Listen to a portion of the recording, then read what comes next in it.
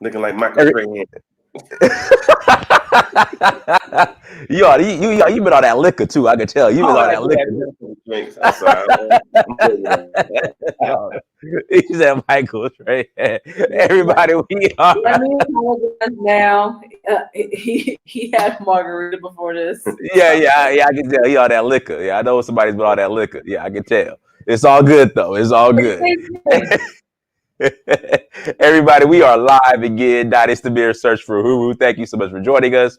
As we always do before we get started, guys, again, as you come into the chat room, hit that like button. Again, hit that like button. Make sure you share the content as well. And also hit that subscription button and that notification bell as well. Make sure you do all of that. Go to dynastymirror.com.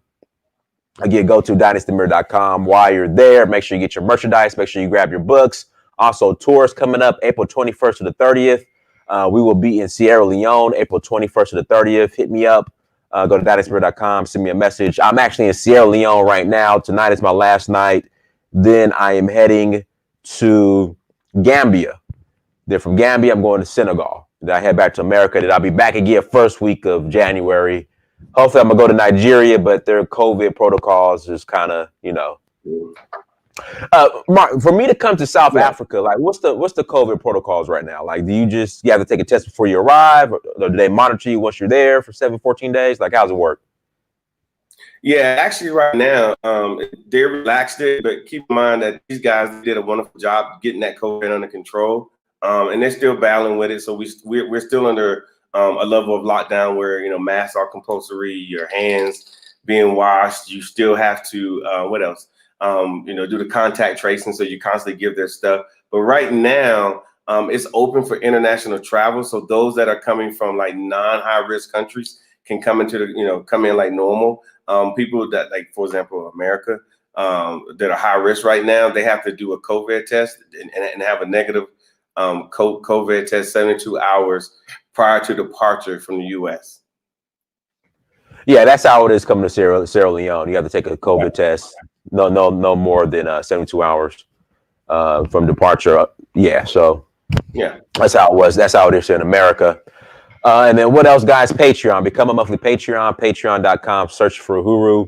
Again, Patreon.com. Search for Uhuru. Without further ado, we have the real South African with us. Mr. Blanton is on with us. The real South Africa. And today's topic, we're going to be discussing, is South Africa the best fit for Black Americans? Because there's certain basically all the amenities that you have access to in America, you pretty much have access to as soon as you hit the ground in South Africa. Like, you don't have to look for it. Like, you kind of got to do other countries. But like I said, I'm a West African cat, but I know a lot of people, West Africa might not be for you. So I know a lot of people from America, it'll be easier for them to, I guess, assimilate and feel more, I guess, comfortable in South Africa. I've been to South Africa, and South Africa is pretty much America as far as infrastructure and accommodation. So before we get started, so I know you're watching what's going on in America. I know you're kind of keeping up with that.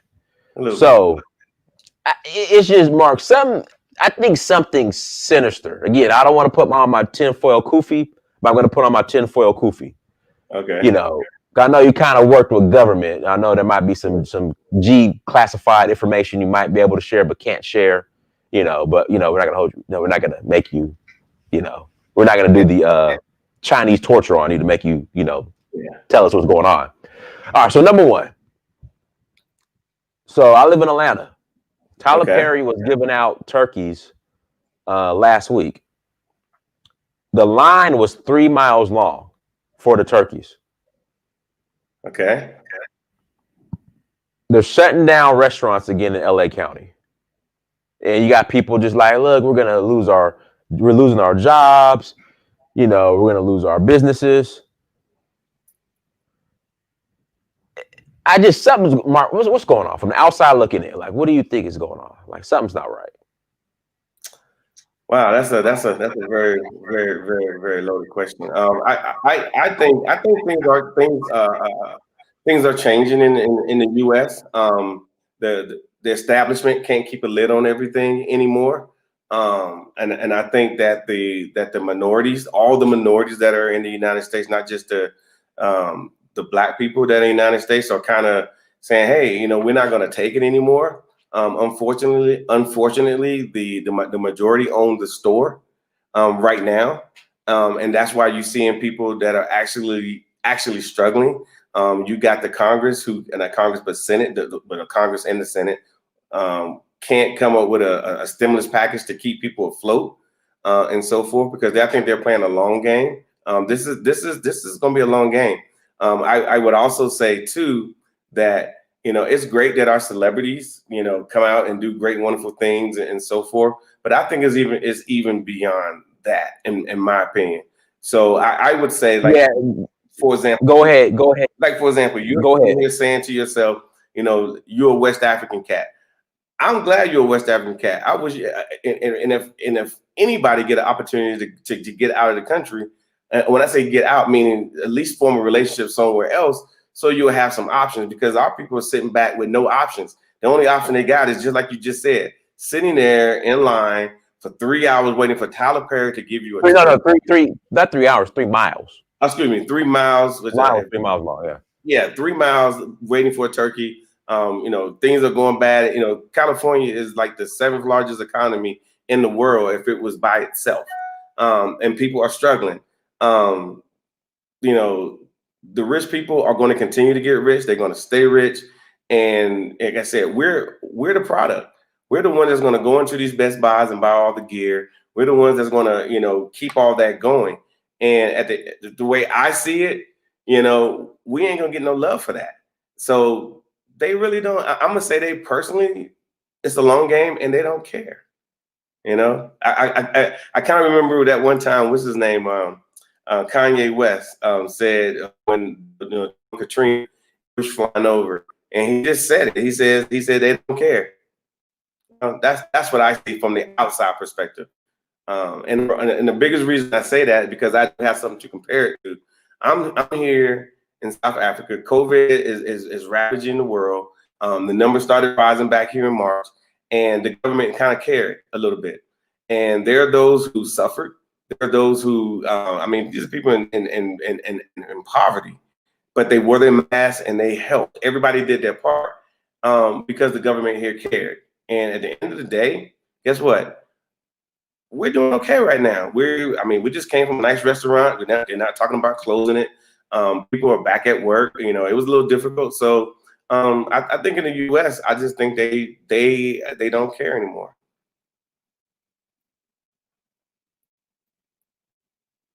Sorry, let me unmute myself. You keep saying long game. Like, when you say long game, like, what can you expand on the long game?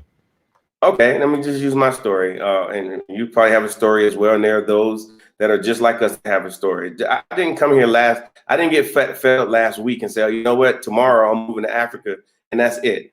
I didn't do that. What I did was I'm not gonna say I discovered Africa because it was already here, but in 2010, Africa found me, and I didn't try to, you know, Google it to death to find out what it really is. I just actually walked the street. I talked to people. I built a relationship with Africa, and that was like 10 years ago. And over that time, I didn't let that relationship go. It wasn't toxic. It wasn't something that was requiring, you know, way too much to interact with it.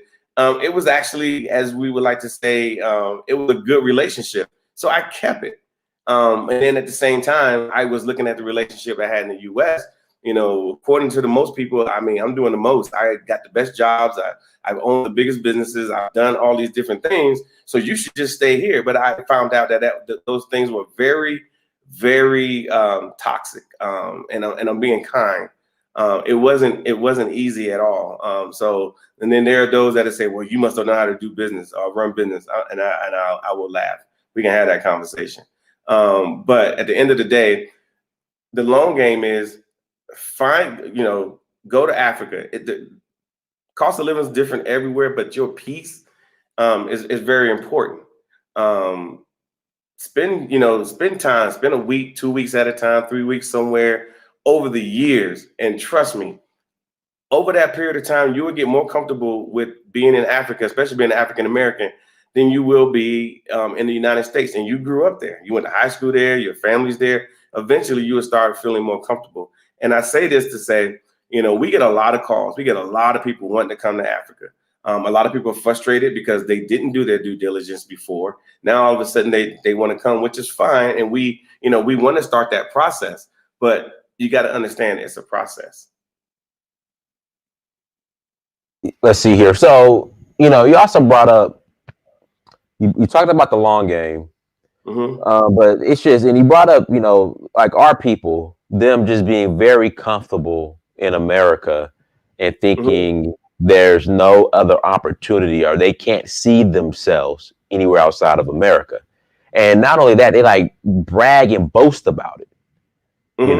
Well, they're suffering over there in Africa. They're suffering. The Chinese, the white man, they're suffering. They're suffering. Like, what would be?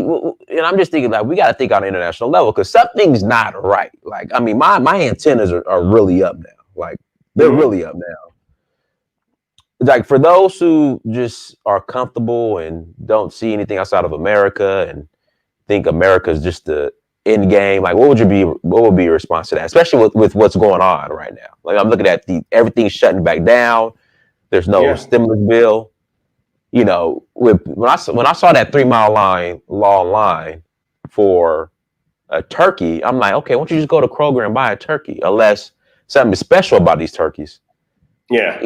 That's telling to me, especially in Atlanta, which is supposed to be the black Mecca. Atlanta's the black Mecca. It's Wakanda. So, like, what would be your response to that? Well, I would say, I'm here in South Africa. I'm not going to say I'm unknown here. We've been on TV here on the local news channels or the national the news channel because they're asking the same questions like what's going on in America, and they don't understand the dynamics because you got to keep in mind they don't get U.S. civics here. They don't get the government stuff you get in the 10th grade here. They don't get that. So only they get is via the news. And the news has only been running, the U.S. news have been running here their entire lives. So they have an idea how it works here in South Africa. They don't understand how it works. So a lot of times when I'm on TV, I break it down for them. I say, look, this is how it works. And they're shocked. They're like, it can't work that way. I'm like, yes, it actually does work that way. But what I will say is to African Americans, straight up, if you go take a trip, you spend a trip 3 days, 5 days, and you say, okay, it's comfortable, it's easy to get to.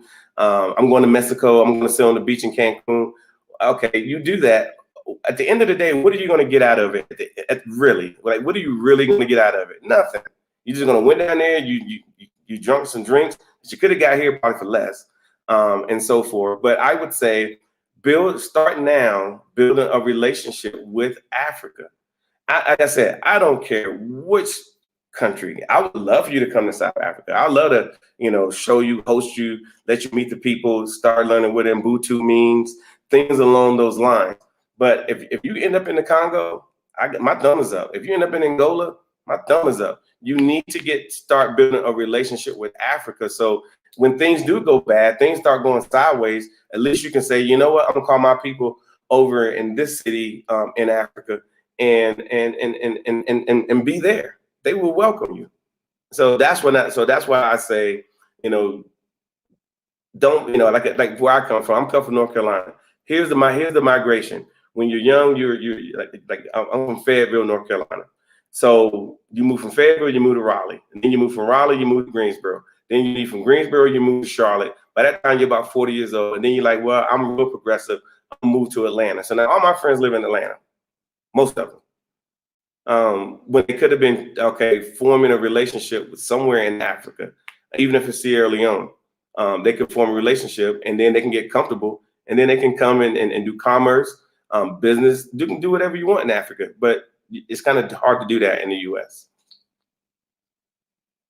Shout out to everybody in the chat room again. Please hit the like button. Please hit the like button. Let me ask you this, Mr. Bland. Yeah, sure. If they were giving away free turkeys in, we'll say, Johannesburg, do you think there would be cars lined up for 3 miles for these turkeys?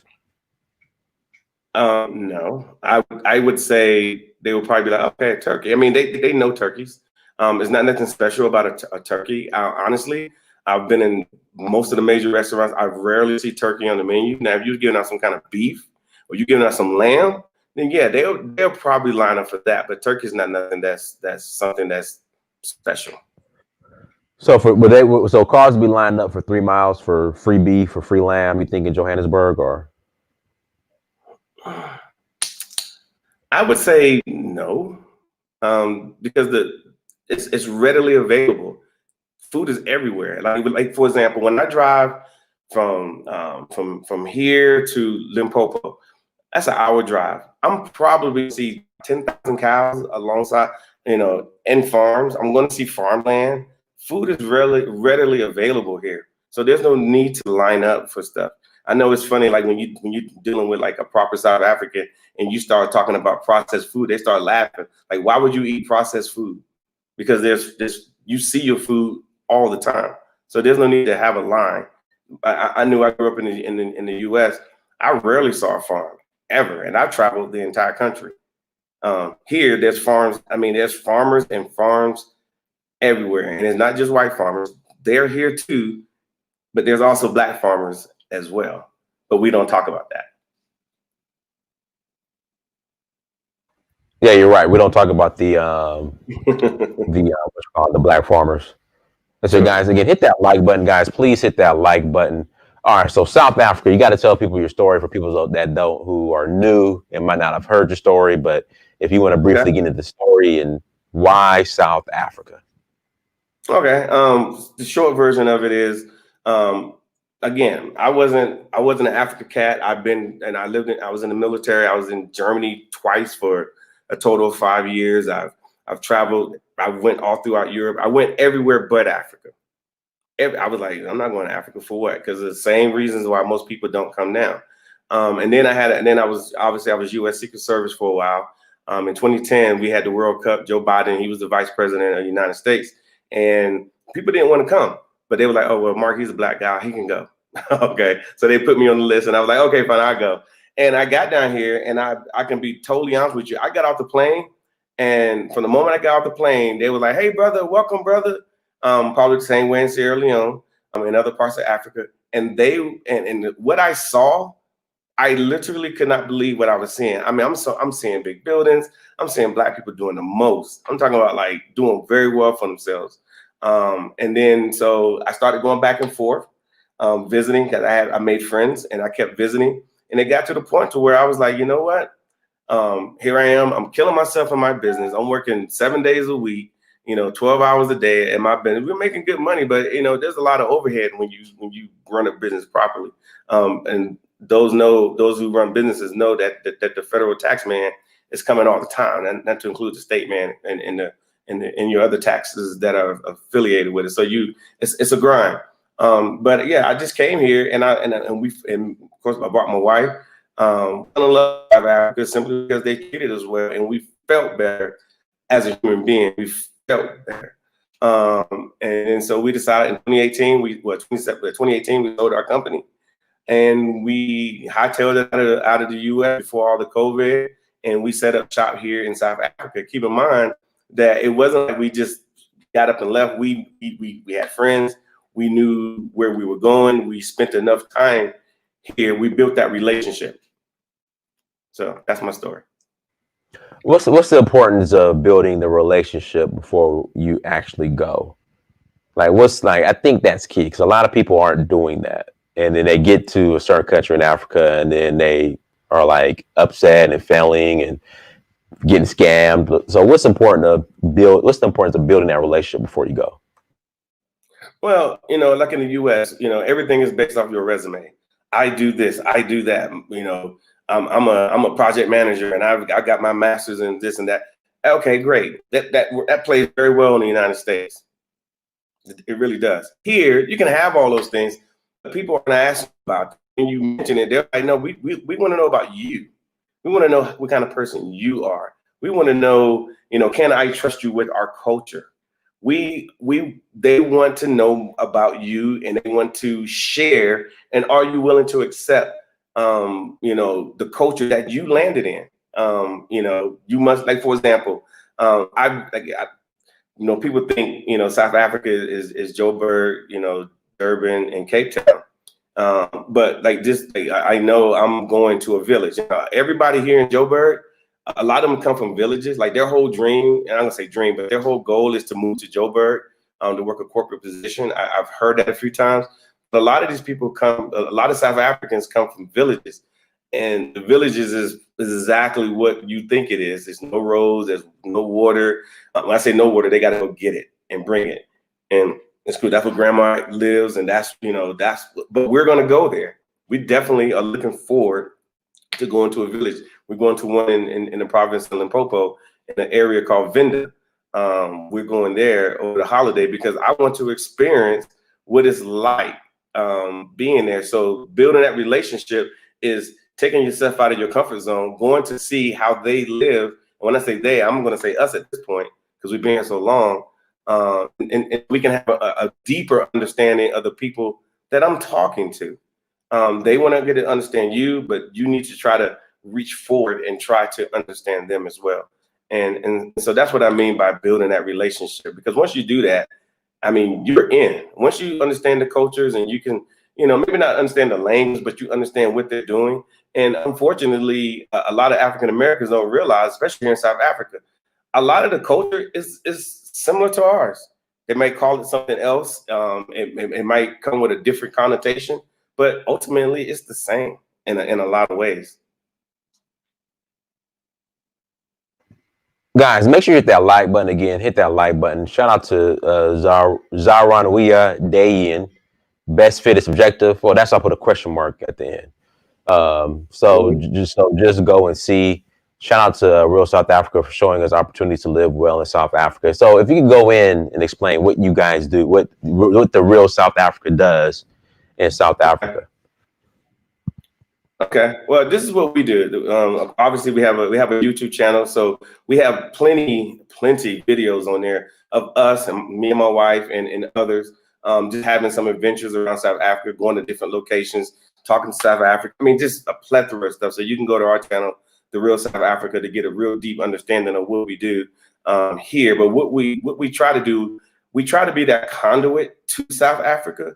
So we have pretty much decoded everything. If you're talking about coming here on a trip, like a leisure or leisure trip, we can set that up. And like I said, there's obviously we got all the apparatus here. We're part of the tourism mechanism, and we do all the travel, we do all the tourism. So if you come here and you say, you know what, this is what I want to do, we can make it happen. We are deep into it here. The people, the tourism people know who we are, and we know who they are. So we can get you here, and then make sure that when you do get here, everything is sorted. I mean, you're not looking for anything. Everything is good to go. So if you decide to come, you call us and say, you know what, I want to come to South Africa for 6 days. I want to come to Durban. I want to see how they live in Durban. Then we can make your trip great from the time you get off the plane at King Shaka International Airport. We got cars take you around. You'll have guides. You'll have, I mean, some of the best hotels, the eateries you're going to eat. You don't have to be like, oh, you know, I don't eat that kind of food, or you're going to eat this kind of food, because the places that we go, we've been to.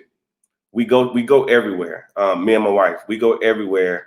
And then we have other people as well. There are other African Americans here, and we do rely on their input as well, because they live in these cities. So we just make sure that everybody's good to go. And then of course there are those who are looking at relocation. They want to, you know, move outside the U.S. We help with that as well. You know, what we always advise you to come here on a trip, get motivated, and then when you go back, we can assist you with trying to help you get your visa, starting businesses, things along that line, because our company is partnered with Invest SA. Invest SA is like the biggest incubator for businesses. And basically what they want you to do as an African American, come here, start a business. They will help you. They got everything in one-stop shop. And then once you start a business, they already know that you're going to hire South Africans, because they you know, people need jobs. Yep. 1 second. So here we go. I think you've addressed this before, but go ahead and address it again. Why leave the West to go back to the West? So, of course, South Africa has this connotation that it's ran by white people. Can you go into detail about that? Sure, it's very simple. There are white people here. I mean, they settled just like when I go to the United States, there's 60-some% of the people are Caucasian. There's a bunch of white people in America. And then they expect to come to Africa or South Africa and they think there shouldn't be any. They're here. They're at about 12-13% of the population. They're here. So it's not the West because, like I said, South Africa it's just like saying the U.S. is L.A., New York, and Dallas. There's a lot here. There's 11 different cultures, maybe even more, maybe a few more. 11 different cultures here in South Africa, and I'm talking about the Black cultures. They're here in numbers. There's like 60-some% of the people here are Black. The entire government. I'm talking about like we get excited because we have a Black mayor or a Black this or a Black that. From what I see, pretty much all the leadership from the top, from the president to the 2 deputy presidents, all the way down, are Black, all of them. Keep in mind they're only a few years out of apartheid, and they're working on that economy. Believe that they're working on that economy fast. They got the government, they got the numbers. They're doing what they got to do. But do they have a past? Of course. But then if you want to look at that past, then I would say look at the United States past and say, wow, we came a long way, and they're on their way as well. And it'll be great to have, African Americans to come here and to participate in that process. Because unfortunately, once you get here, you'll realize that you belong, just like you're in Sierra Leone. Right. I mean, I'm sure you feel comfortable. I'm sure you feel like you belong there. And the whole nine. And the same thing applies here. Absolutely, guys. What we're going to do, we're going to open up the lines. If you guys would like to call in, again, if you'd like to call in, send me an email, uhuru@searchforuhuru.com, uhuru@searchforuhuru.com. This is the first show we did where we're both on the continent. Oh, yeah. Welcome. Yeah. So, like I said, I'm in Sierra Leone. Brother Blatton is in South Africa. So again, guys, if you'd like to call in, the email is in the chat room. Send me an email and I will send you a link. Again, uhuru@searchforuhuru.com, uhuru@searchforuhuru.com. Mariposa Brown, shout out to you. Shout out to you, Mariposa Brown. Thank you for joining us. Again, if you'd like to call and ask a question, link is in the chat room. Now, as far as adjusting from relocating from America to South Africa, how was that process? I would say that, for example, we get people who call and they're, for some odd reason, they think that it's an exact duplicate of what America is because of that same thing. Oh, it's like the West. Actually, there's a lot of things that are different. There are things that you have to learn along the way. The good part about that whole process is that, because you look like this, you're not doing it by yourself. All you got to do is just mention to somebody, hey, I need to do this. And somebody will step up and say, this is what you need to do. So the process, again, it's simple and it's easier once you've been here and you had the opportunity to travel around, maybe come on, 2, 3, 4 trips, figure it out. And then at the same time, there is no chance of you coming here and not leaving with 10 South African friends that are going to contact you all the time. Because that's what happened to me. I came here and I was like, okay, yeah. And he was like, man, let me host you. And I'm like, okay, yeah, that's nice to say. And I was like, okay, I'm back in DC going to work.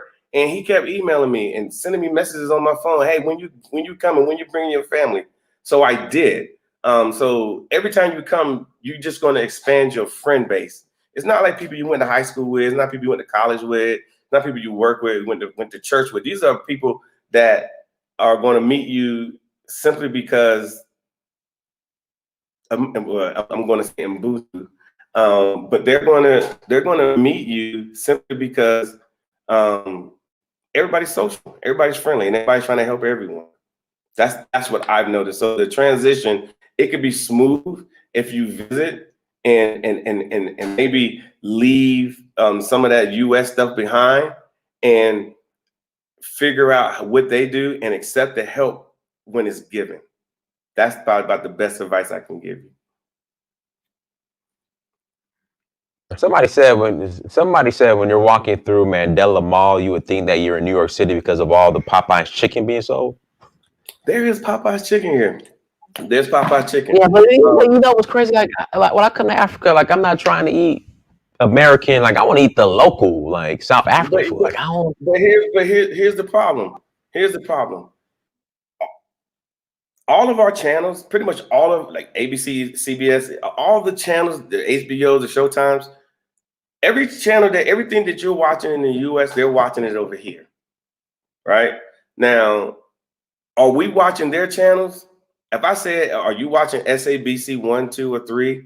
Are you watching MZMZ Magic? Are you watching Showmax? Are you watching all these different networks?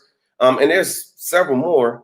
The answer to that question is no. So that's why you don't know anything about South Africa. But if you actually watch the channels, you'll get a real good picture of what South Africa is. And you'll be like, you know what? I like that. I'm going to go ahead and download that Nasty C, which is a rapper here that everybody knows or whatever. But hold on, bro. Nasty C is trash. Well, I mean, but there are those who like it. I mean, I'm 51 years old. I mean, I met him. He's a little short guy. Yeah, I'm not saying he's not a good guy, but you know, okay, you know, let me be nice. I'm sorry. Yeah, I mean, no. Speak your mind. Yeah. Let me get off the hook on that one, and let me tell you this. So, what they see on the TV that broadcast over here, they see Popeyes. They see KFC. They see people wearing New York hats. Whatever they see on TV, it gets imprinted right here in South Africa. However, that trust me, that's not the culture. That is not the culture. In the US, that's the culture. We call it that's the culture. Here, that's just something that they do. It's cool because that's what they do in America. It's on the TV. Every channel that they flip to is some level of American TV. And of course, they have the South African TV. But at the end of the day, they get an opportunity to see us through a very small lens, and they try to emulate it sometimes. And so they want to go get them a Popeye's chicken sandwich because they keep hearing about it on our TV in our news, you know. But if I said to people here, well, why don't you go get some pop in the US? They'd be like, what are you talking about? Or better yet, some atcha. People in the United States have no idea, but everybody here eats atcha. Well, not everybody, but pretty much everybody. Guys, hit that like button. I just sent the link out to somebody, so we're waiting for you to call in. Again, I just sent the link out, so we are waiting for you to call in. Again, if you guys would like to call in, email is ahuru@searchforahuru.com. It is in the chat room. ahuru@searchforahuru.com. It's in the chat room. And guys, once again, we have our tour, Sierra Leone, April 21st to the 30th. If you would like to join us, April 21st through the 30th, Sierra Leone, come and join us. We're going to have an awesome time, you guys, here in Sierra Leone. And again, I sent the link out to somebody. We're just waiting for you to call in. Like I said, because of you, I'm gonna give South Africa another chance. I'm gonna give South Africa another shot. I'm gonna wink at you, but I'm gonna say I think the South Africans will be happy that you did that. No, but you know what? They got their own thing going on down here. It is absolutely. It's incredible. I mean, like I said, I've traveled all that US. I've done it all. If you want to talk about, you know, all the stuff that we do in the US, it's nice. Don't get me wrong. But they do it big here. Everything they do, they try to do it big. And like I said, again, I'm looking in the comments. People think South Africa is three cities. And it's not. There's several cities. This country is massive. And everywhere is different. There's a lot going on. There's a lot to do. All the jazz artists, all the US artists, when it's wintertime in the US, they're over here. Because it's summer. Right now, we're in late spring, getting ready to go into this summertime. You know, it was 85 degrees today. It's getting right on this side. And the more white parties we're gonna have, the more get-togethers they're gonna have, the more, I mean, it happens all the time, and it's fun. And I like it because I'm invited, not because I get the invite. I like it because I'm Black and I get to go. Oh, go ahead, Darren. Hey, what's going on, guys? First of all, I appreciate both of you guys, your platform. Dynas, I love your platform, and I'm watching you a lot more, the real South Africa. I've been on a search, and we've been looking more at Ghana and a couple other West African countries. But I'm not gonna lie to you, South Africa, you make it sound attractive. You make it sound attractive. I think because being an African American, sometimes the switchover. If we just want to be honest about it, the switchover, I want to make sure that my family, my wife is comfortable, and I want them to be able to still have those same experiences as like my son, as far as being able to relate, talk to people and whatnot. I'm not sure if, to be frank with you, I'm not sure if West Africa's going to be right off rip. It's going to work for us, but we are going to visit. We're going to visit a few African countries. But I did want to ask you a question because I don't know much about it.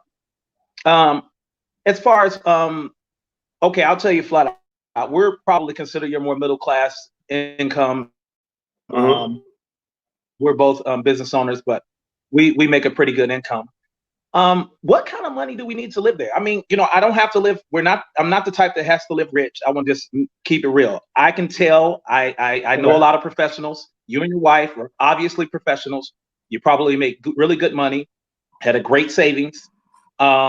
My wife and I, yeah, we do okay, and we have a pretty decent savings behind us, and we both run businesses.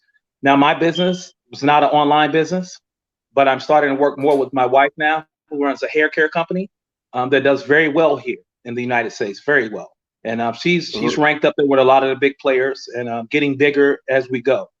What kind of room is there for somebody like that in South Africa? And back again, what kind of money do we really need? Okay, it's a very simple question. I know what it takes. You're a business owner, right? That's right. And when you pay that payroll tax, it's pretty high, ain't it? Oh man. Okay. I don't even want to talk about that. Let's talk about that unemployment tax. Remember that one? Oh yeah. Yeah, and when you get an employee, you're in big trouble. Yeah, and then you get an employee who quits and files a claim against you. Don't your unemployment tax go up? Yeah, you got to keep paying. And for how long? It goes up for like 2 years, right?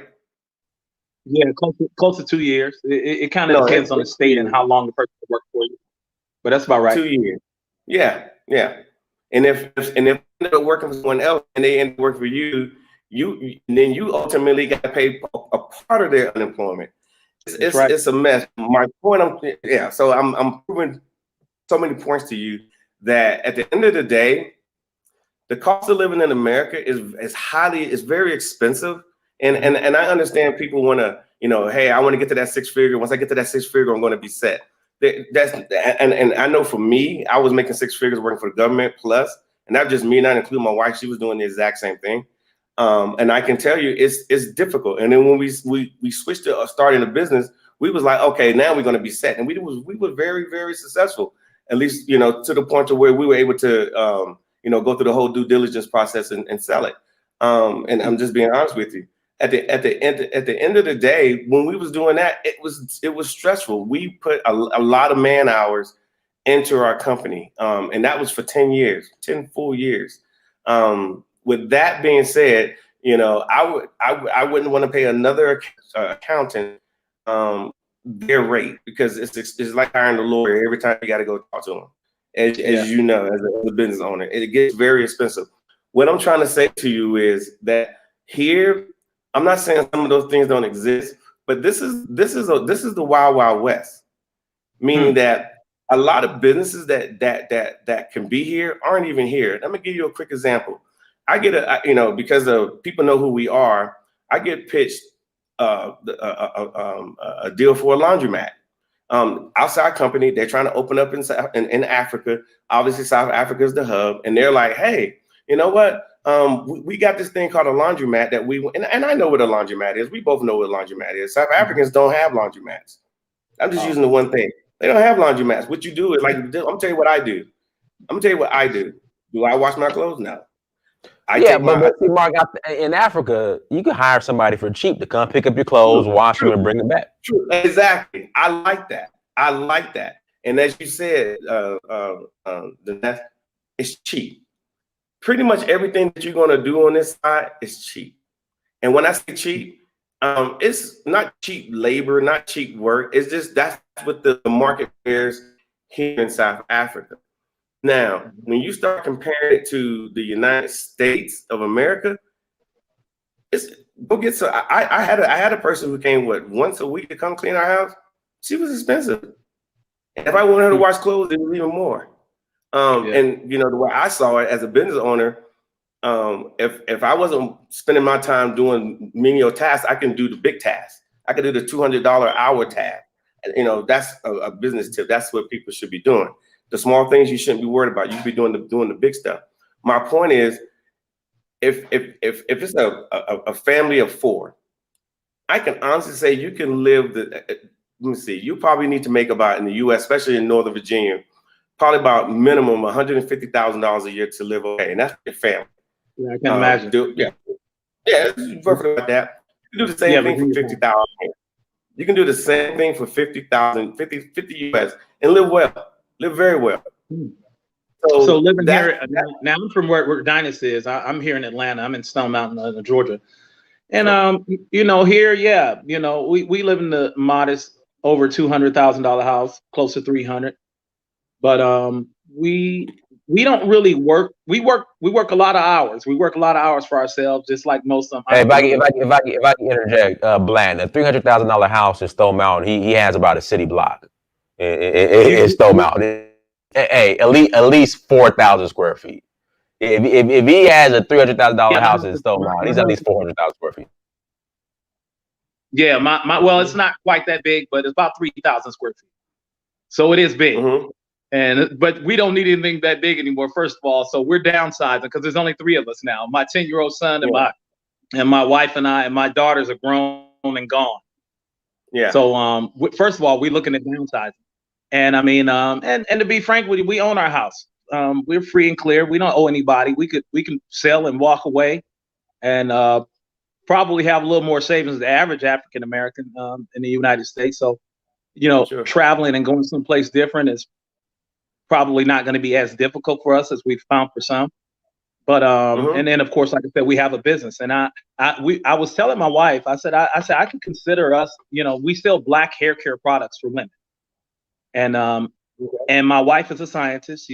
So she's formulated all her own products. And like I said, she does really well. And we talked about it. I said, you know what? I said, being that, first of all, Africa, you don't have to look for a customer. Here, you're constantly competing with customers. Yeah, the customers are all over the place. I don't care where you go in Africa. And the raw materials, a lot of them are from Africa. And even if they're not from Africa, the raw materials can be found somewhere on the continent. We found that out plenty of times over and over again. It would just be a matter of sourcing once we get there. But I guess that, you know, you gave me a little insight, because I like to hear that, because it kind of confirms what I've been thinking. I'm like, whatever product we're producing here, we can probably produce 3 or 4 times more there and be able to focus on just selling. And, you know, when you know how it is, if you can focus on selling and let everybody else focus on everything else, you can make a fortune. Yeah. And one thing that you got to realize, especially here in South Africa, like I don't think there's a port of Atlanta. I've been to Atlanta several times. They don't actually have a port in Atlanta, but they call it the port of Atlanta. Everything comes in through Savannah, Georgia. Savannah. Okay. A seaport. No, I'm talking about in Atlanta. They bring it straight in on the train, straight from Savannah. Everything kind of distributes out of Atlanta because of the international airport. Okay, so like when you say that, so you feel that's to your advantage. I would say it's to your advantage to have the largest port in all of Africa right here in Durban. It's right in Durban. Yeah, and then there's also up down the coast there's East London, there's Richards Bay, and of course there's Cape Town. They do have a train system. I see it all the time, and they have a very vibrant road system. Here as well, probably just as well as the United States. And then also too, they have a trucking system as well. So you have access to different stuff. You have access not to just what's allowed in the US. You can actually export whatever you got here if you choose to. Department of Trade and Industry kind of controls that. And through Invest SA, who we deal with on a regular basis, we're a registered company with them. They'd be more than happy to have a conversation with you to assist you in trying to start your own, to bring those products here. And lastly, the market here for Black hair care, there's too many Black women around here. There's just too many. And they're always looking for something. They're always looking for something new, and whatnot. And lastly, and if my South Africans are listening, they'll tell you straight up, because you talk the way you talk, simply because the way you talk, because the way I talk, yes, it gives me access. My wife talks to me about that all the time. She's from Guyana in South America. And she says, believe it or not, she calls it a BA, like a bachelor. She says you have been away. She said, when you have that accent, she said, it does give you access. She said, it gives you access to any and everything. Yeah. Turn that still off for me. Yeah, it gives you access. So I'm definitely looking at that, and I believe it. You know what? I think we're going to have to make that visit, and I'm going to make sure I reach out to you because I do want to. I want to explore that option, and I'm going to tell you right now, because for business, also, I'm a business guy. I've never had a job, so I don't know what it's like to go work for anybody. So I'm not worried about being able to survive anywhere I go in the world, because I've traveled around the United States. I've done business and lived in Mexico with no Spanish speaking skills at all. So I'm not worried about making money, but I want to make sure wherever I go, I have access to still the US market. I want to be able to get that US dollar. And I want to be able to get that European dollar. And sometimes, and Dinas, I'm sure you see this, sometimes some of the West African countries, it takes so much longer to get products shipped. It takes so many more regulations dealing with, and I'm sure that's done on purpose. So many more regulations. It doesn't matter what you ship. I need this paperwork. We need that paperwork. Are you? Would you see that the same as Dinas? Would you see the same? It depends. It depends on who you know. But as far as shipping, I mean, the infrastructure when it comes to shipping from West Africa to America is horrendous. You know, unless you're shipping just cargo or shipping on a plane. But you know, with South Africa and with like Kenya, I mean, it's more dependable if you just go to the post office. But I mean, as far as we're doing it. Like in West Africa, you got to do everything cargo on a plane for it to be worth your while. And then even when you do that, they're going to hit you over the head. So unless you know somebody. And again, and I will say this, you can imagine the containers that we buy, labels, a lot of that stuff comes directly from China. Even the people we're buying from in the United States, of course, it's coming from China. But I'm thinking in my mind, maybe we'll be a little bit closer, a little more access. Again, it'll probably be a little easier to set up more, just a small manufacturing facility, or if we don't have a bottling company there or a jarring company, small manufacturing facilities, and be able to monitor and control it a little bit more. Here in the United States, I'm gonna be frank with you, man. Big business is almost inaccessible at this point. I mean, I'm trying to do big business, and I've been trying all my life. And most of my friends say, "Oh, Darren, you do good." See, they don't know what good is in my mind. I need to be someplace where I can have some real control in the market and be a real name. I know, I'll just frank with you. I'm never going to be a P&G in the United States, and I may not ever be a P&G in South Africa or Africa either. But I mean, gosh darn it, let me get close. It shouldn't only be 3 Black companies on the shelf in Walmart that are major players for Black hair. It just doesn't even make sense. Hold on, Darren, I can interject real quick. I mean, the reality is, I'm a West African cat, guys, but West Africa, when it comes to shipping, is behind East Africa and South Africa.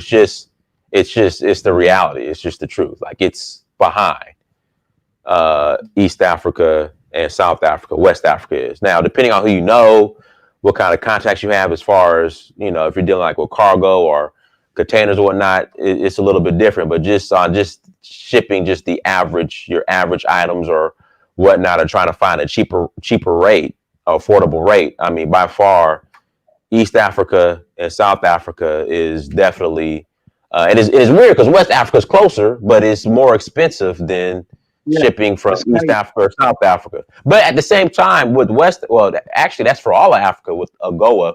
So you have the African Growth Opportunity Act, right. pretty much where you can ship things duty free.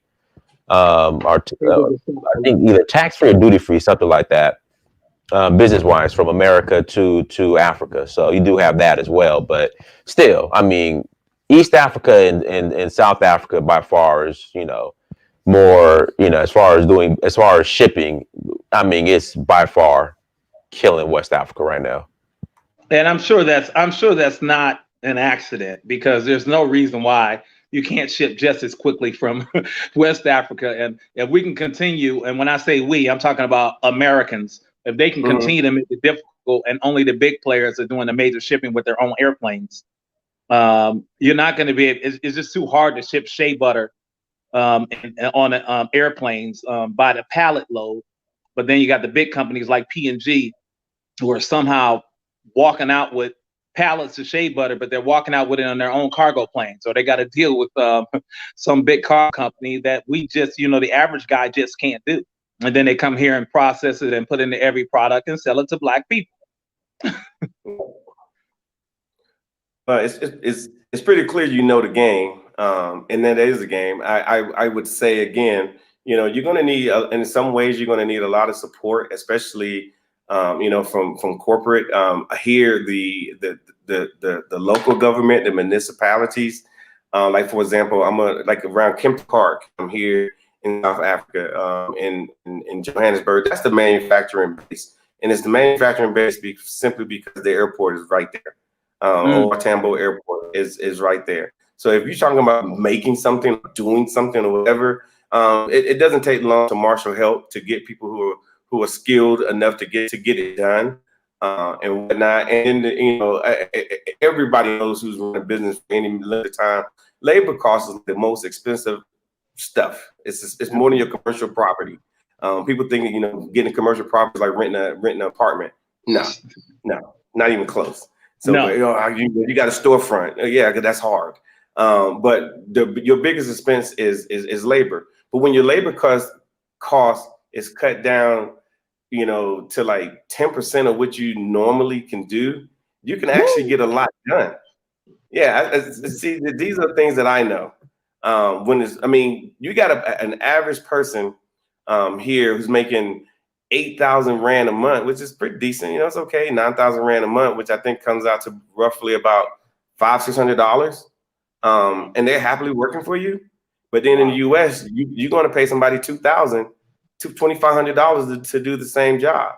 To do less, to be honest, because we've had young ladies working with us, and all they're doing is keeping up with a little paperwork here and there.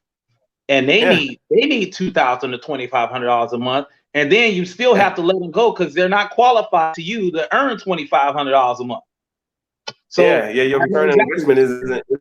When you do do your ROI calculations, they're a liability at the end of the day. Right. And if you go sit down with your accountant that you paying a couple $100s an hour, they're going to tell you the exact same thing. When you sit down with them, and they're going to say, look, this is where your problem is, right here. And you're going to be like, well, damn, but they're good employees. No, they're not. Because you're paying them too much and you're not bringing in enough. That's what those accountants do, y'all, by the way. That's right. But you can go cheaper by getting you a good bookkeeper. I'm just saying. Yeah. Man, I appreciate it, man. I'm a hold you to it, because we are doing some major traveling next year. We've made our decision that we're going to do some major traveling. I decided to downsize on the house, pull the cash out because I don't want to keep it. It's too much maintenance to be talking about renting it and all that kind of good stuff. You're not gonna make enough really renting it. By the time you pay taxes and trying to keep the property up, you're paying property maintenance companies and all that stuff. I said, what? I've done that. I didn't account for that math. And that's no guarantees. Your house can still be tore up. Then you might have to go through the whole eviction process, which costs more money. We can get into that because I had properties and I got rid of all of them for that exact same reason. Yeah. So I figured, that money, we might as well use that cash and make it functional. And put, like I said, put some savings aside for it to save some of it and you make it function. Because a friend of mine told me, he said, man, you own that house free and clear. He said, that's just a big old 2x4. Why are you sitting on it? So, hey, I appreciate you guys. And like I said, I'm going to be reaching out to you and the wife. And I've already made that decision. I'm definitely going to make that one of the trips. And I'm glad you brought up the point about the white folks in South Africa, because I've always thought what you said. I said, yeah, they there. I said, and maybe they do control a lot of bigger parts of the economy. I said, but the difference is here in America, the same percentage of white folks that you said are there is the same percentage of black folks here, except here we have no economic power. We really don't have any. Or government. Or government. So we're just kind of like federal, local, and state, no representation. Here, no representation. Unfortunately, even for the black guys that are in office or the black women in office, like you said, I mean, symbolically, I think it's great that Kamala Harris is in office. Symbolically, sure. I think it's great that President Barack Obama was the president, but symbolically, it's just not going to cut it. It's just not going to cut it. I need to be able to shake hands with somebody in office that can actually make a difference in what's going on in the community and make an actual change without having to beg somebody else for permission to do so. Yeah, and to add to that, even like for example, a lot of things that people don't realize in the U.S. that the judicial system there in the U.S. it's controlled by the man, and they're passing law. I mean, you see how time the president do something, some judge step up and say, "No, you can't do it." So those judges are very powerful. Here in South Africa, I think pretty much I know the Supreme Court is all black, and then of course a lot of the judges at the state level, even local level, they're black. And you might want to say, well, it might not be to your advantage. I can tell you this: I've had a white man, Afrikaner guy, who's installing my telecom, which is my Wi-Fi service that I'm using right now to talk to you, make every complaint to me about all the police are black. That isn't fair. All the judges are black. That isn't fair.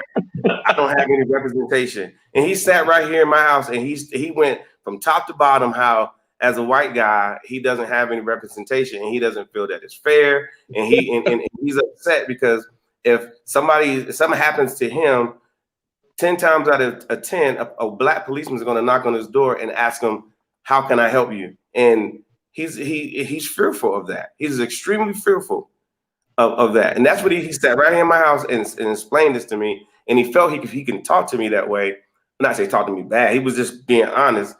He felt comfortable talking to me because I was African American and I wasn't South African. I'm liking the way you're talking, and like I said, I'm definitely gonna pay a visit when we as we begin to tour the continent. And we're gonna make sure South Africa is on the list. So we will reach out to you and the wife and seeing where we can make some things happen there. And I don't want to promise that's where the spot is going to be, because like you say, you always got to visit. And I can definitely, it makes, to me, financially and business wise, I'll say business wise, if I just have to be totally honest, I love my people all around the world. But when I talk about infrastructures and stuff like that, and like the transportation and shipping and everything else, I need to be someplace where we can make it happen. And so that's important to us. And I have to be honest with myself. And that's important to us. Yeah. And if we don't have that, my wife's not going to be happy. It's just as simple as that. She's not going to be happy because she's doing all this work. And I know she doesn't want to start them, not complete from scratch. She should be able to go in, formulate, be able to ship stuff, be able to have the access to the products, access to customers. She doesn't want to leave her customers behind because she doesn't have internet access, or internet access is always so spotty, or shipping the product is always going to be extra expensive. So, we're definitely going to pay a visit, and we'll see what the ancestors tell us after that. Oh, they'll talk to you. It'll start raining when you get here. I mean, they're talking to you. Hey, Dennis, I appreciate you guys. All right, let me address something in the chat room real quick. Okay, again, just overall, Truth Matter by Ola Dada. Okay, the shipping system in East Africa and South Africa is much more easier and convenient, all right, and less expensive than West Africa. Again, shipping in East Africa and South Africa is to America, it's much more convenient and easier and less expensive than shipping from West Africa to America. Now, again, obviously, if you're dealing with large quantities, that's one thing. But if you're just trying to get started, just selling a few items here and there coming from West Africa, it's expensive because obviously you have minimums you have to hit. But it makes more sense and is more cost effective if you're doing from East Africa and South Africa to America. That's my point. Again, that's my point. Hopefully that makes sense because I mean, you're dealing with somebody that has done stuff like that. So, all right, let's hear. And someone else asked. Somebody else said something. Asked a question in the chat room. The only shot that you really necessarily have to have is the yellow fever shot, and that's if you're traveling between African countries. So if you're going like from Nigeria to Sierra Leone or whatever, they're gonna ask for that yellow fever card. That's been my experience. Here down in South Africa, you don't. It's not required. They're not part of the malaria zone. So right, exactly. Yeah, so there's all you need is a passport and come down here with your with a good attitude, and pass through customs, and you're here. What about if you're going from South Africa to Namibia? Because I've been from South Africa to Namibia. I think they asked for it. I don't know. Yeah, because I went to what was that place? I went to the other country, Mozambique. Didn't ask for it at all. Okay. So, all right. Cool. Yeah. There you go. All right. So Truth Matter. If that's the case, then email me your shipping connect. So Truth Matter, do me a favor. Email me your shipping connect in Nigeria. Just if you could just do that for me, Truth Matter, then we'll go from there. But I will say too, don't let one thing that you heard about an African nation keep you from going to an African nation on a visit. Because like I said, I think you're doing yourself a disservice because I mean, there's enough bad stories about the US that should keep us all out. But we're still there. So I would say if you want to go to an African nation, do a little due diligence. Hopefully you can make a friend online in a chat room or something to that effect. But even if you can't do that, go to an African nation, spend a few days there. You can get to Africa, especially West Africa, just as fast as you can get to Europe. Trust me, those people in Europe, they're not as safe as they want you to believe. And so forth. I lived there for several years, and I will say, if you get an opportunity to go to Africa, even if it's for over a 4-day period, and you're going to anywhere in Africa, go enjoy yourself. You're not going there to do geopolitical type work or to have those conversations. The people around ain't talking about that. They talk about everything else. And that's what you're going to visit. You're going to visit to have that experience. You're not going to come down here to see what Julius Malima's doing. You're not coming down here to see what President Cyril Ramaphosa is doing. You're coming to meet Lovato. You're coming to meet Timba. You're coming to meet Tato. That's who you're coming to meet. That's what you're coming to do. And ultimately, I know here in South Africa, it's ultimately going to end up with you with a cooler, or we call it here a cooler box, with some drinks in a park. And it's late, and you're laughing, and you're having a good time, and of course you're braising your meat, or you're barbecuing your meat. That's what you're coming to Africa to do, to just fellowship, and that's how it works.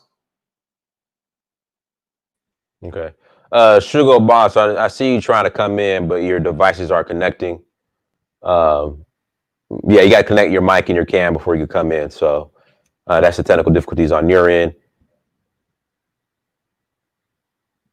Clement Keegan says, Dinus, what you said about shipping is the pure truth. West Africans. Well, I'm not. Like I said, I'm a West African cat, so I don't understand why you're attacking me for telling the truth about shipping from West Africa versus everywhere else.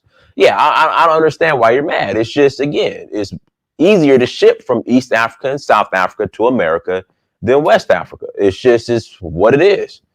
No need to attack me for it. It's what it is. But again, if you have a connect, then please put me on. By all means, put me on. All right, Sugar Boss, we can't get you connected. So guys, again, if you want to call in, we'll take a couple more callers. Huru at searchforhuru.com or Huru at searchforhuru.com is the email. Email me and I'll see the link and you can call in. And guys, once again, hit that like button. Again, hit that like button. Somebody says, Antoine Morris, I'm coming to South Africa to find a wife and start a family. I know you married, Mark, but how the honey's out there? That's the second time you asked me that. My wife's standing right there. She's like, oh, right my there. bad. I'm sorry. My bad. I'm sorry, Miss Blatton. I'm sorry. But I will say you'll be okay. You'll be okay. Hey, you know what? All you need, the guys that my South African friends start laughing. All you need is a VW GTI, and you in. That's all I can tell you. Oh, who? A Volkswagen GTI. Uh-huh. Yep, they call it I'm gonna try to say it vroom pop, because when it shift gears, it goes vroom pop. They know. Trust me. You driving one of those, they like you. Right. Yeah. Okay. Well, there it is. There you go. Get you a VW GTI. A Golf GTI. That's what it's called. Yeah. Okay. All right. Well, how much those run? About $7,000, $8,000. I don't know. I drive something else. I can't. I don't know. I'm not driving no GT. Yeah, whatever. Yeah, I'm not driving no GT. Young man's game. I'm good. Maybe back when I was young. That sounds like something I was driving probably in high school or college. Yeah, man. Yeah, I'm not driving no VW GTI. I can't hear you. No, there's some feedback on my end, so that's why I just when I'm not talking, I mute myself, but then I forget to unmute myself when I start talking. So guys, we'll take a couple more callers. Sugar Boss, something is wrong with your connection. We can't get you connected, so need to handle that. Like I said, we'll take a couple more callers. We will take a couple more callers of Huru and searchforhuru.com, so you can call in and ask your question. And guys, please hit that like button again. Please hit the like button as you come to the chat room. And Sierra Leone, April 21st to the 30th, April 21st through the 30th. Here we go. It's true. I received a package from Amazon in Kenya. Only took a week to receive from the U.S. Yeah, I know what I'm talking about. I know I'm not talking crazy. Like, I know what I'm talking about. So guys, Sierra Leone, April 21st to the 30th. Go to dynasty.com and send me a message. And again, if you would like to call in, Uhuru at search for Uhuru.com. Shout out to College Genesis, who actually linked me up with you, Mr. Blanton. Two African Americans in Africa. I know that guy. Yeah. Kala, won't you call in, Kala? If you're free, Kala, go ahead and call in if you're free. Go ahead and email me, Kala, for the link if you'd like to. If you would like to call in. So, what are the future plans for the Real South Africa? Well, what we want to do, we had I'm not gonna say we were trying to retire a little bit, but we were trying to chill. Then when you start talking to the people here, you start getting close to them. They include you. You start feeling included. You do your thing. So it's very important that tourism is a big thing here. So we assist in expanding the tourism arc to have people coming from the U.S. because the problem is, like I said, there's a bunch of Caucasians coming here, which is fun. We actually enjoy their tourism dollars as well, and they get their money's worth. But I think African Americans need to be coming here as well. They would love to have us here. They would just flip over backwards if we started coming here on a more of a regular basis. So if I can assist in any way and expand our operations to help people get here, and I say that to say, like, we did a partnership with PayPal, and PayPal is assisting people. Like, for example, if somebody says they're coming here, we can set them up with PayPal where they could do a 6 months, interest free, so they can come here. We were able to do that. So we're trying to get rid of all the stereotypes, give everybody every opportunity to come to South Africa, come enjoy themselves, sit on the sand deck over there in Sandton, or go over to Hyde Park, or go spend some time in Houghton Estates, or go up to Pretoria, or go to all these different places and just walk around and just just feel what it is to be part of the majority. So that's our future plans. All right, so we'll take one more caller. Caller, I just sent you the link. Caller, I just sent you the link. So go ahead and call in. Go ahead and call in, caller. I just sent you the link. And brother who keeps calling me, like I don't do phone calls. You got to click the link to call in. So if you can't get your whatever you need to download or driver or whatnot, then you just got to handle that before you could call in. So you could come on. But I'm not. Stop calling me. I'm not going to answer the phone. No offense, but yeah. Caller. Look at that boy. Hey, what's going on? Caller, is that a leather jacket you got on? Yeah, leather. I got like 4 leather jackets, man. I got like 4 of my collective. You know, I got 4 leather jackets. I want to tell you about how Mark and I met, right? Let me tell you how we met. We were Facebook. Hey, caller, I was gonna say you're real low. You're real low. Okay, let me talk. Let me talk closer. Okay. Mark and I met, right? One time was talking on Facebook, right? Then he was telling me he was going to be in southern part of Virginia that day, right? And I just happened to be in downtown Virginia Beach, right? I was out there hanging out, right? And all of a sudden I see a car, like my sister's, a Mercedes. It said M. Blanton on it. I said, hey, what the hell kind of coincidence is this, right? And I said, I got the car. I said, Mark. And he was there with Herbert Hill. And I said, Mark. And he goes, who are you? I go, who you think it is? And he goes, I go, who else would know you like this? He goes, Colin? Man, we had a ball, man. We had a ball. So when he was first going to South Africa, right? Remember he was telling me he was going to open up a toy store, you know? Remember the toy factory, the doll store? Yeah, that was back in 2015, you know? And so I've been following this brother for years. He's a man of integrity, you know. And I said, what we need is more educated, more Black people with business skills and everything. He was just basically telling me how, you know, how the reception he got in South Africa, and they want to hear what he had to say. You know, it was no. It's not like we in America. I don't know whether it's not just racism. This is so much competition in America for everything, and we're saturated with people that got degrees and everything like that. When you go to a country like South Africa and you're African American, you're connected, you could basically rise to the top faster than you would if you are in the United States. And I was inspired by the movie Blacks Without Borders. That's what really set this all off. You know, that was revolutionary. Yeah. And it's so revolutionary that the mainstream media is ignoring this. There's a number of African Americans, the brothers just on a minute ago, you know, I was giving him a hard time in the chat room. He's going, you know, more and more African Americans are traveling. I'm planning on traveling in January. Okay. More, and the mainstream media is ignoring this, right? Because they thought that they could say, well, Donald Trump's out of office, everything go back to normal, go back to sleep. No, this was happening before Obama. This was happening during Obama. It's going to happen during Trump. It happened during Trump. It's going to happen Trump. The draw to the continent is strong, you know? Yeah. And like the brother was saying yesterday, get your money up here, travel back and forth, meet with like-minded people, and stay positive. I love how Mark Blanton and his wife shared a beautiful life in South Africa. I mean, beautiful a life in South Africa. They're not talking about struggling. They're not really concerned about all the stuff. They keep what's going on in America, but you see them transforming into a beautiful life on the motherland, you know? And forget about and I'm sick of hearing about the whites in South Africa. If you could deal with the whites in America, you know what I'm saying? Yeah. You could deal with the whites in South Africa, because I know, I'm going to tell you right now, I met a lot of white South Africans. To be honest with you, they're not as racist as the whites in America, because they have a history of having this sort of compromise with Black people, being a minority, even though they were racist, but it's not the same as America. They're not as dismissive as to Black people. Every white person you see in South Africa got to have Black workers, Black contractors, Black this, that. They have to be with Black people, you know? It's not like that in America, where a white person can live his whole life and not do a business transaction with a Black person.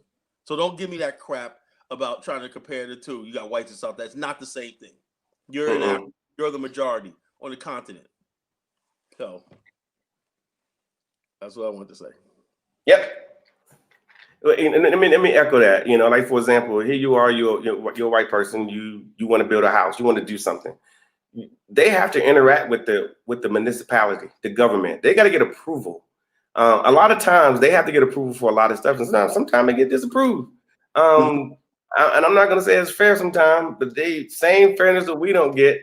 When I walk into the SBA, the Small Business Association, and I don't get that loan, and I did everything right.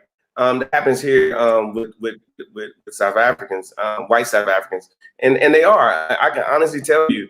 You know, I had a conversation just last night with a business owner, a brother that lives in my neighborhood, South African brother, and we was talking about this just a little bit because we had to move on. But you know, I told him, I said, white people here, or South Africans or Afrikaners, they're very docile in compared to you know, white South Africans. I mean, white Americans. White Americans are, I mean, you know, they don't have to know us. They don't have to, but you know, just like Colin said, here they have to interact with us, and a lot of times they have to appease, you know, on a regular basis what black men are saying. Yeah. So using that as a skate. Oh, I can't go to South Africa because of the white. That's a freaking Negro stalling tactic. You know, they got everybody. Black people got every way to stay back in slavery, stay back in. Dinah, you're muted. Yeah, my bad, Colin. You're real low, brother. I want people to hear like you're just, you know. Can you hear me? I don't. It might be the leather jacket. Might be blocking the leather jacket. They just called me when I used to work in the club. We do club security. They used to call. They knew I was different from everybody else. I wasn't really thug. They used to call me the you know, the Black Panther parties wear these leather blazers. You know, they used to call me Black Panther style. You know, he said that's a Black Power brother. That's a Black Power brother. That's how he comes. You know, everybody said all other security, club security, all thugged out and everything. They say, yo, Black Power, Black Power, Black Power brother, Black Power. They used to wear these leather blazers and whatnot, you know, club security. But okay, are you hearing me now? Good, Dinus? I'm talking. Are you muted? Yeah. Okay, Yeah. Go ahead. So basically, that's what it is and whatnot, you know, and like I said, right now, is I think in the end, the people who think this movement is going to die because they getting rid of Donald Trump, and this is no, it's not, because I mark my words. I'm saying on the show today on Thanksgiving, by May, black people are going to turn on Joe Biden.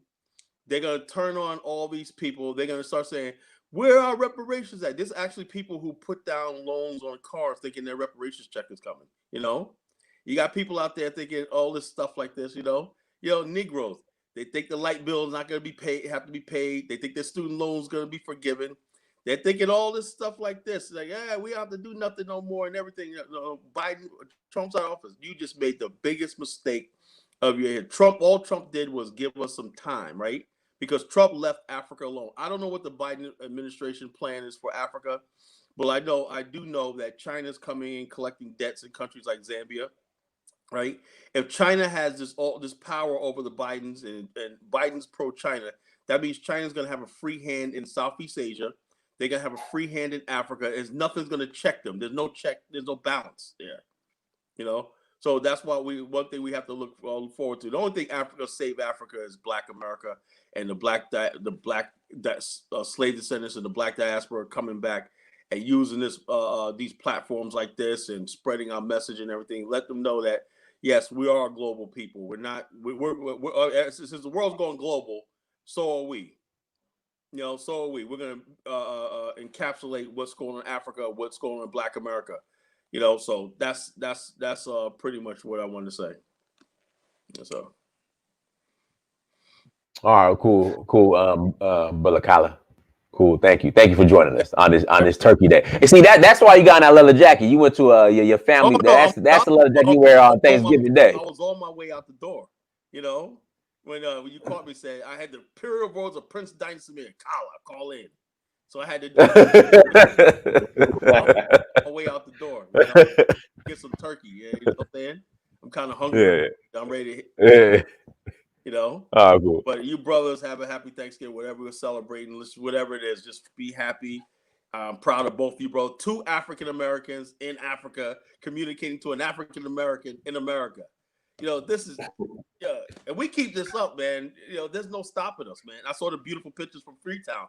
I didn't know I didn't know Freetown had it like that, you know? You know, that I said overlooking the bluffs and the buildings going up and everything. I wish Yeah. Monrovia was like that. I wish Monrovia was like that. I don't know what's going on in Liberia. I wish Liberia was had infrastructure and building like that. You know, but hey, it is what it is. You know, but you know, Liberia will get there one day. You know, but you know, It will. So, All right, for sure. But I'll talk to y'all later. Take care, Mark. All right, peace. Peace. All right, peace. All right, Mark. You know, we always have this question. This will be the last question that we'll close out. We always have the what about the xenophobia question? Can you address that? Great question. It's a good question. You know, I would say, you know, I'm here, and my door is like right over there. My front door. I got a lot of doors, and a lot of the questions I get now. What's the racism problem in the U.S.? What's going on? Because it's being seen, it's being literally portrayed in the streets, and so I get a lot of South Africans that are literally like, "Don't go back. What's going on?" They don't understand the dynamics. They just see what they see. And so, as far as a lot of people, a lot of South Africans are saying to us is that they had one day had aspirations to go to South and come to America, or go to America, or visit America. A lot of them have changed their trajectory. They're like, nah, I'm not going there. I don't want to get treated that way. It's there. Now, let me tell you a little bit about this xenophobia in reference to, what I just said. Here's the funny part. You know, I just mentioned there's three major news networks here, and you never hear anything from those news networks, but you hear from CNN, BBC, all the major Western news organizations. But if you drive over to SABC right now, 1, 2, or 3, especially those news agencies, ENCA and a few others, they have reporters from those Western news agencies. They report what they want to report.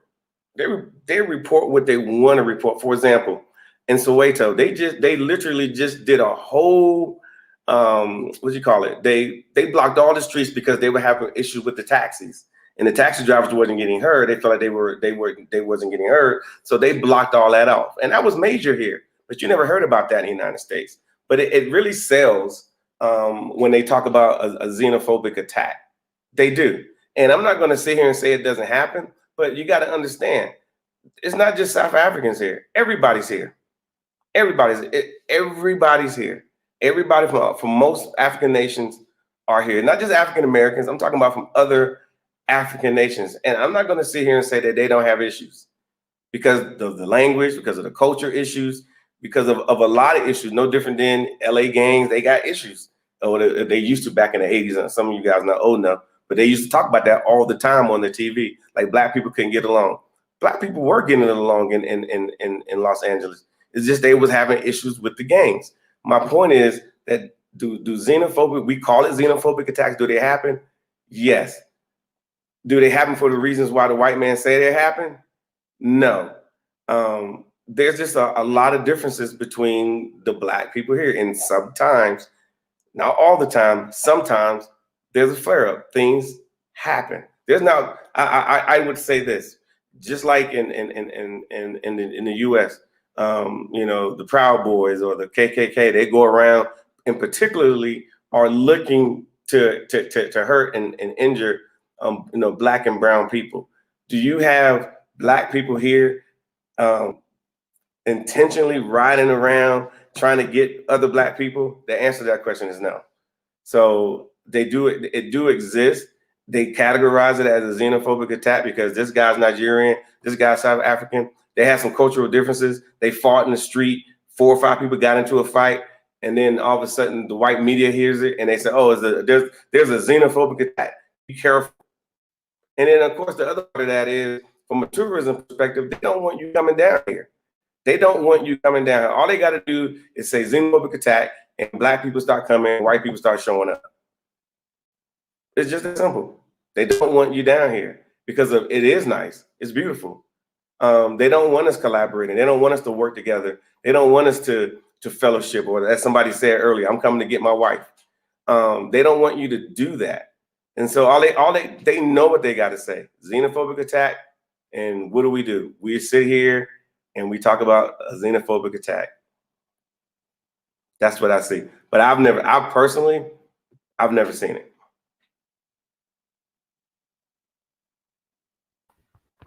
All right, cool, guys. Hit that like button again. Hit the like button. And what we'll do, we'll go ahead and close out. Mr. Bland, anything else you'd like to share in closing, and also tell people how they can reach you and all that good stuff? Great. Yeah. But no, I would say I'm reading one of the comments and it said that xenophobic attack it isn't real. Of course, it's real. Everything's real. You know, this isn't. No, the days of fake news is over. At least we hope. But like I said, we're the real South Africa. We have a pretty good company here that can assist you from if you decide you want to come to Africa or South Africa, especially those are the first timers. We can make sure everything works for you. You won't have any issues. We definitely can do that if you're interested in. Okay, I want to get a critical skills visa. I want to retire in South Africa.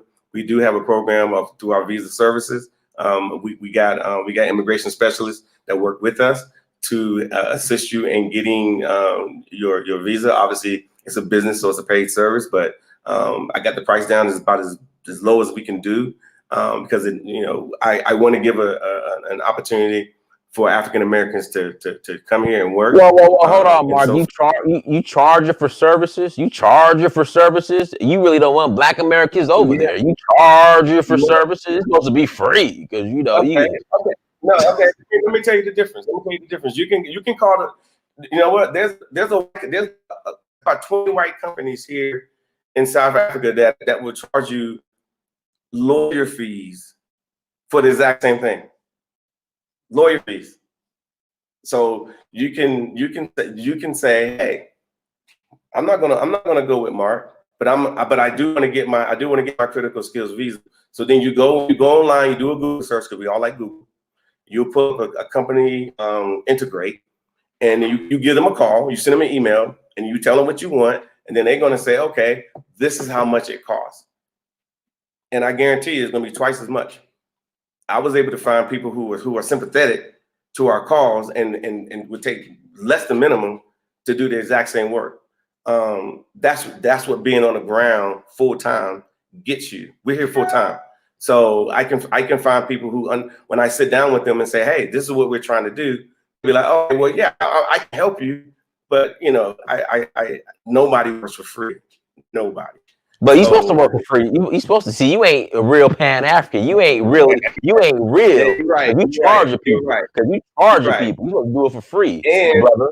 You ain't a real brother. You trying to make money off the people, Mark. You trying to make money off the people. I know. Yeah. And also too, if you want to make a comment about that, you can reach us at our website is therealsouthafrica.com. You crazy boy. Realsouthafrica.com. And then of course, a lot of information, some of the best information is on our YouTube channel. As you see, The Real South Africa, go there, go ahead and like and subscribe there. We're constantly uploading, new content all the time, talking about South Africa, showing you what the real South Africa really is. What the is definitely not going to show you. So that's who we are. So we're The Real South Africa. You can easily find us, like I said, on YouTube. You can go to our website, The Real South Africa. See what everything we have there, and then when you're ready, go ahead and give us a buzz and at info at The Real South Africa, and we can get you here, no problem. Oh, you know what, Mark? Last question: how's South African Airways doing? Are they? They are hating life right now. They're on the comeback, probably like on that fifth bailout, and the biggest reason why because they try to employ everybody. I mean, their payroll is massive, and whatnot. And it was a state-run airline. And if you know anything about airlines, sometimes it works because it's state-owned. But the things they need to do entrepreneurially, they can't do. So this time it's going to be privately owned, and a privately owned enterprise can do all. They have a lot more leeway to make money. Like for example, take away your peanuts, things along those lines, to make money, and they have to get their payroll down.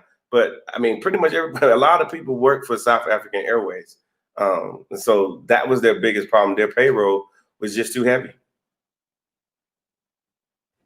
Okay, cool. Yeah, I was wondering because I know they were talking about because I know like here in America, because I know they're partner like with United Airlines. United Airlines is taking over a lot of their routes from America, to Africa. So like now you could catch United direct from DC to Joburg, which was at one time.